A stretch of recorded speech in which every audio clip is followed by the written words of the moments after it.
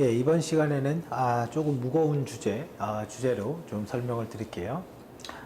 이 지금 화면은 저의 그 네이버 메일함입니다. 그래서 조금 보는 사람의 정보를 가리려고 일부러 이쪽으로 왼쪽으로 좀 당겼고요. 제목이 싱가포르 유학 실패 예정 부모입니다. 일단은 저한테 이 정도 메일을 보냈으면 마음이 이제는 상한 거죠. 상할 대로 상한 거라고 보셔야 됩니다. 자, 그런데 뭐 아직 실패한 건 아니고요. 약간 문제가 있는 거고. 근데 이제 이 메일을 가지고 우리가 이 내용을 설명해 줄 수는 없고, 이거는 프라이버시 문제가 있으니까, 그거는 옳지 않다고 생각을 하고요. 근데 이 메일에 있는 몇 가지 내용들, 문구, 이분하고 관련이 없는 문구만 잠깐 얘기를 드리겠습니다. 이 메일에 이제 뭐가 있냐면, 이제 열지는 않을 겁니다. 첫 번째는 이런 문구가 있어요. 유학원의 말만 믿고 유학원의 말만 믿고 보냈다. 그 두 번째 완주하기도 어렵고 가서 보니까 그죠? 완주하기도 어렵고, 참고로 문과입니다. 문과입니다. 컴퓨터공학과 아니고요. 완주하기도 어렵고 완주해도 별거 없다. 효과가 없다. 이 두 개의 문장은 맞을 수도 있고 틀릴 수도 있습니다. 사실은 약간 상대적인 건데, 첫 번째는 이 부분은 조금 그런 것 같아요. 유학원의 말만 믿고. 왜 그러냐면, 그냥 유학원에 대해서는 뭐 솔직히 말하고 싶진 않고요. 뭐 어디에서 갔냐, 그렇게 뭐 그런 거는 뭐 다 이유가 있고 뭐 사정이 있었겠죠. 그런 거는 제가 말하고 싶진 않고, 여기에서 말하고 싶은 거는, 뭐냐면, 이런 거예요. 기본적으로 외국을 나갈 때는 전제가 있어요. 물론 저도 뭐 외국에 대해서 뭐 그렇게 많이 알고 뭐 전 세계를 돌아다니고 뭐 그런 건 아니지만, 외국을 나갈 때는 체크리스트가 있는데, 그 체크리스트의 1번이 뭐냐? 한국인이 없어야 됩니다. 이게 아주 단순한 체크인데 이거 맞아요. 그냥 딱 갔는데 한국인 많아? 거긴 아니에요. 그 볼 것도 없어. 정말이에요. 아주 간단해요. 그래서 제가 특정 대학은 보지도 않았어요. 한국인 많아? 됐어. 항상 여기에서 문제가 됩니다. 항상. 모든 건. 이게 많으면 패거리가 만들어지고요. 패거리가 많으면 일이 터지게 돼요. 그리고 거기에는 정말 열심히 공부하러 온 사람도 있지만, 그냥 뭐 싱가포르 뭐 그냥 뭐 한번 가볼까? 그냥 놀러 온 사람도 많아요. 아니면 처음에 마음은 열심히 했는데 가다 보니까 그렇게 된 사람도 있을 수밖에 없어요. 이거는 누구의 잘못이 아니라 절대로 외국에서는 한국인이랑 어울리면 안 됩니다. 제가 PSB 왜 선택했겠어요? 시설? 그런 거 관심도 없었습니다. 위치? 뭐 그런 거 관심도 없었고요. 해외 명문대? 그런 거 관심도 없었습니다. 딱 봤는데 한국인이 제일 적었어요. 그리고 거기가 약간 학구적인 분위기였어요. 근데 이제 그러면 가끔 유학원이 그런 얘기를 할 때가 있어요. 물론 안 하는 것도 있지만, PSB는 졸업하기가 너무 어렵습니다. 함정입니다. 함정. 본인이 해봤어요? 아니, 본인이 해봤냐고요. 본인이 안 해봤으면 그런 얘기하면 안 되죠. 졸업하기가 너무 어렵다. 물론 너무 어려운 학교도 있어요. 그렇다고 안 되는 수준은 아니고, 그러면 여기는 이 한국인이 많은 이 대학은 졸업하기가 쉽고 또 저쪽은 PSB는 어렵냐? 절대 안 그래요. 그건 절대 아닙니다. 어느 영역이 어렵냐의 차이와 어느 전공이 어렵냐의 차이가 있는 거예요. 여기도 제가 알기로 여기 런던대 경영학과 있거든요. 거기 졸업하기 어려워요. 제가 알기로는. 자, 그래서 뭐 어느 학교는 졸업하기가 너무 어렵습니다. 그런 거는 좀 틀렸다라고 보셔도 되고, 근데 SIM은 그런 것 같아요. SIM은 어려운 것 같아요. 왜 어렵냐고 그러냐면, 그 안에 커리큘럼을 제가 다 보고 이렇게 하기를 해보니까, 일단 커리큘럼 자체가 어렵습니다. 그 자체가 나와 있는 게 무슨 과든, 그게 컴퓨터공학과든 경영과든 커리큘럼 자체가 어렵고요. 또 하나는 싱가포르에서 이제는 그 차를 타고 이제는 가다가 거기에서 한 몇십 년 산 사람이 얘기를 한 건데, SIM에 다니는 애들은 뭐 그냥 맨날 밤새도록 공부만 하더라. 그래도 안 된다고 그러더라. 뭐 그런 얘기를 들었어요. 네, 이거는 제가 들은 얘기입니다. 자, 그래서 절대로 이거는 안 하셨으면 좋겠어요. 한국인이 많으면 갈 곳이 아니구나. 이렇게 좀 판단을 하셨으면 좋겠어요. 우리가 어떤 일을 할 때 항상 그런 거 있죠. 남이 가는 길을 쫓아가면 망합니다. 남이 안 가는 길로 가야지 내가 성공을 하는 거예요. 그 다음에 이제 이게 핵심인데, 완주하기도 어렵고, 완주는 어렵습니다. 그 중에 가장 큰 어려움은 뭐냐? 원인 파악이 안 돼서. 내가 시험을 못 봤어. 못 볼 수도 있어요. 페일 날 수도 있어요. 우리 애도 페일 많이 났습니다. 페일 날 수도 있어요. 그런데, 페일이 나면 재시험이 있어야 됩니다. 꼭. 반드시 있어야 돼요. 없는 데 가면 안 되죠. 힘들어요. 그러면. 아무튼, 페일이 날 수도 있는데, 페일이 나면 전제가 있죠. 하나는 이유. 왜? 이게 분명하지 않으면 대책이 안 씁니다. 맞죠? 이게 분명하지 않. 그래서 저도 그런 거예요. 이거는 약간 조금 어이없게 페일이 난 건데, 아카데믹 라이팅인데, 아카데믹 라이팅으로 페일을 하는 거는 참 특이한 케이스입니다. 솔직히 말하면. 여기에서 페일이 났는데, 아무리 봐도 이유를 모르겠는 거예요. 아무리 봐도. 다른 애들이 한 숙제랑 비교를 해봐도, 우리가 훨씬 잘했어. 내가 아무리 봐도. 왜냐면 우리는 숙제를 할 때 한국어 버전, 영어 버전 따로따로 다 만들었거든요. 그리고 검토해서 하는 건데 도저히 이해를 못 하겠는 거예요.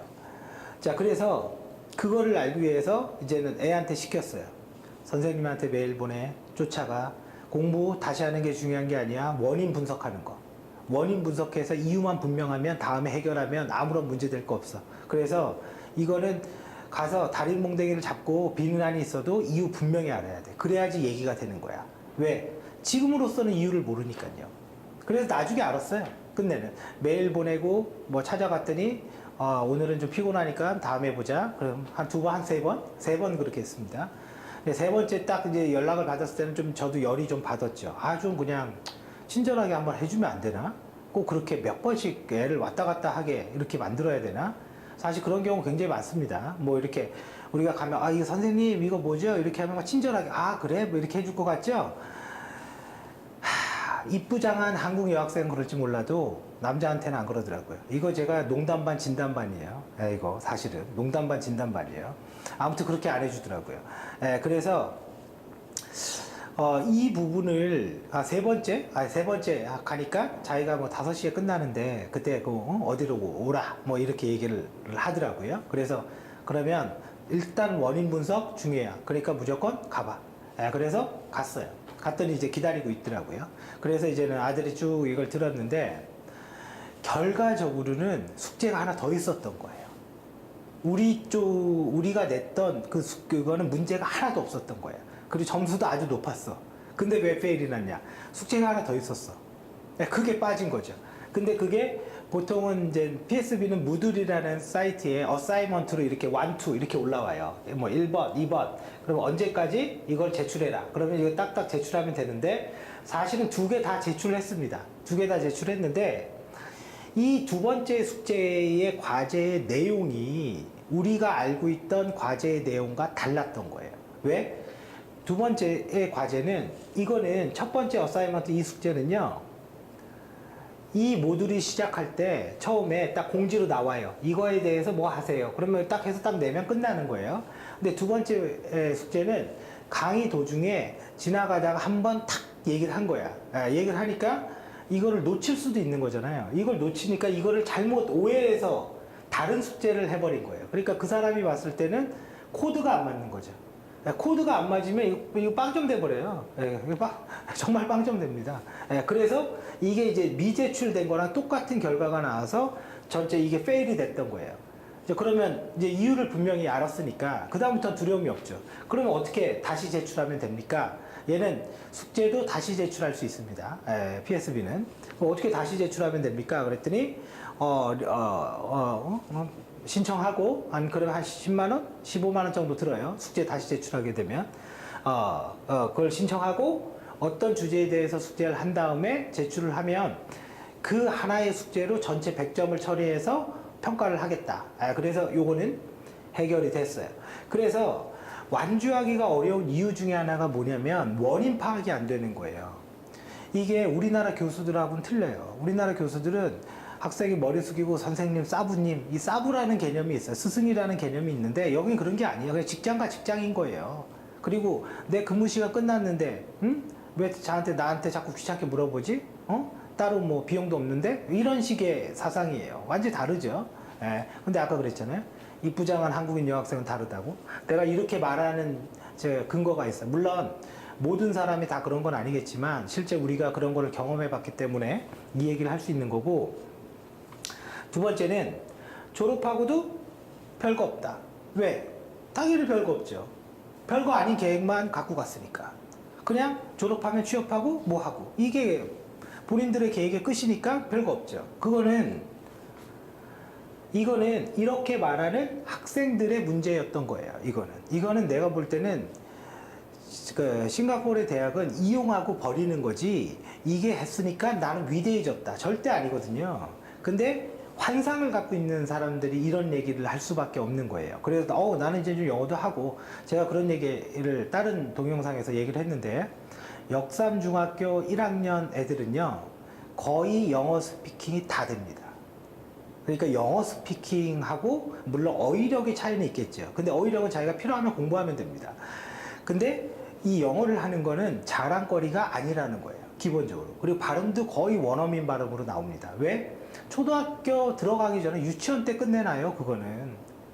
뭐예요? 영어 유치원. 사실 그렇잖아요. 우리 애들 둘도 영어 유치원 다 나왔고, 뭐 사실 영어 그런 거는, 그러니까 이런 거는 유학생이니까 영어를 잘하니까 이게 되겠지. 그거는 오만이라는 거예요. 그거는.